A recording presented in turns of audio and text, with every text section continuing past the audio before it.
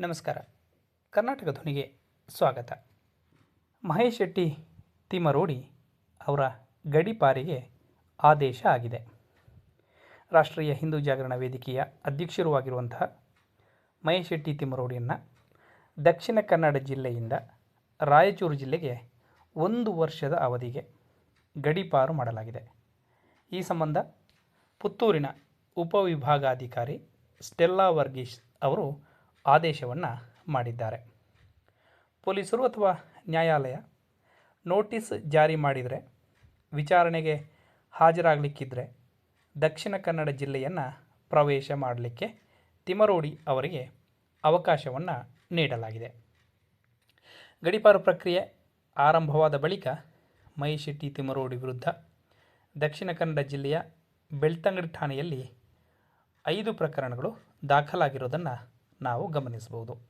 ಬ್ರಹ್ಮಾವರ ಠಾಣೆಯ ಪೊಲೀಸರು ತಿಮರೋಡಿಯನ್ನು ಬಂಧನ ಮಾಡಲಿಕ್ಕೆ ಬಂದಾಗ ಪೊಲೀಸರ ಕರ್ತವ್ಯಕ್ಕೆ ಅಡ್ಡಿಪಡಿಸಿದಂಥ ಕುರಿತು ದಾಖಲಾದ ಪ್ರಕರಣ ಕೂಡ ಇದರಲ್ಲಿ ಸೇರಿದೆ.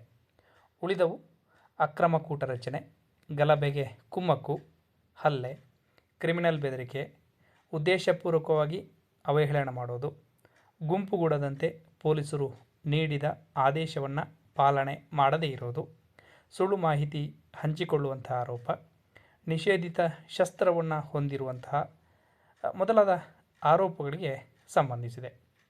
ಗಡೀಪಾರು ಪ್ರಕ್ರಿಯೆ ನಡೀತಿರುವಾಗಲೂ ಕೂಡ ಇಷ್ಟೊಂದು ಪ್ರಕರಣ ದಾಖಲಾದ ಕಾರಣಕ್ಕೆ ಅವರನ್ನು ತುರ್ತಾಗಿ ಗಡೀಪಾರು ಮಾಡುವಂತೆ ಆದೇಶ ಹೊರಡಿಸಲಾಗಿದೆ ಅಂತ ಹೇಳಿ ದಕ್ಷಿಣ ಕನ್ನಡ ಜಿಲ್ಲಾ ಪೊಲೀಸ್ ವರಿಷ್ಠಾಧಿಕಾರಿ ಕಚೇರಿಯ ಮೂಲಗಳು ತಿಳಿಸಿರುವಂಥದ್ದು. ಈಗ ರಾಷ್ಟ್ರೀಯ ಹಿಂದೂ ಜಾಗರಣ ವೇದಿಕೆ ಅದರ ಅಧ್ಯಕ್ಷ ಮಹೇಶ್ ಶೆಟ್ಟಿ ತಿಮರೋಡಿಯನ್ನು ದಕ್ಷಿಣ ಕನ್ನಡ ಜಿಲ್ಲೆಯಿಂದ ರಾಯಚೂರು ಜಿಲ್ಲೆಗೆ ಗಡೀಪಾರು ಮಾಡಿರುವಂಥದ್ದು, ಅದು ಕೂಡ 1 ವರ್ಷದ ಅವಧಿಗೆ. ನಾವು ಮುಖ್ಯವಾಗಿ ಗಮನಿಸಬೇಕಾಗಿರುವಂಥದ್ದು, ಮಹೇಶ್ ಶೆಟ್ಟಿ ತಿಮರೋಡಿಯವರು 12 ವರ್ಷದ ಹಿಂದೆ ಅತ್ಯಾಚಾರ ಆಗಿ ಕೊಲೆಯಾದಂತಹ ಸೌಜನ್ಯ ಪ್ರಕರಣದಲ್ಲಿ ಮುಂಚೂಣಿಯಲ್ಲಿ ನಿಂತು ಸೌಜನ್ಯ ಪ್ರಕರಣ ಮತ್ತು ಅಸಹಜ ಸಾವುಗಳ ಪ್ರಕರಣಕ್ಕೆ ಸಂಬಂಧಪಟ್ಟಂತೆ ಬಹಳ ದೃಢವಾಗಿ ಗಟ್ಟಿಯಾಗಿ ಈ ಪ್ರಕರಣಗಳ ತನಿಖೆ ಆಗಬೇಕು ಮತ್ತು ನೊಂದವರಿಗೆ ನ್ಯಾಯ ಸಿಗಬೇಕು ಅನ್ನೋ ಕಾರಣವನ್ನು ಹಿಡ್ಕೊಂಡು ಭಾಳಷ್ಟು ಹೋರಾಟ ಚಳುವಳಿಗಳಲ್ಲಿ ತಮ್ಮನ್ನು ತೊಡಗಿಸಿಕೊಂಡಿದ್ದರು ಅನ್ನುವಂಥದ್ದನ್ನು ನಾವು ಗಮನಿಸಬಹುದು. ಇಂಥ ಮಹೇಶ್ ಶೆಟ್ಟಿ ತಿಮರೋಡಿ ವಿರುದ್ಧ ಈಗ ಅವರನ್ನು ರಾಯಚೂರು ಜಿಲ್ಲೆಗೆ ಗಡೀಪಾರು ಮಾಡಲಿಕ್ಕೆ ಉಪವಿಭಾಗಾಧಿಕಾರಿ ಪುತ್ತೂರಿನ ಉಪವಿಭಾಗಾಧಿಕಾರಿ ಸ್ಟೆಲ್ಲಾ ವರ್ಗೀಸ್ ಅವರು ಆದೇಶವನ್ನು ಮಾಡಿದ್ದಾರೆ. ಈ ಬಗ್ಗೆ ನಿಮಗೆ ಏನನ್ನಿಸ್ತು ಅನ್ನೋದನ್ನು ಕಮೆಂಟ್ ಮೂಲಕ ತಿಳಿಸಿ. ಹೊಸ ವಿಷಯದೊಂದಿಗೆ ಮತ್ತೆ ಹಾಜರಾಗ್ತೀವಿ.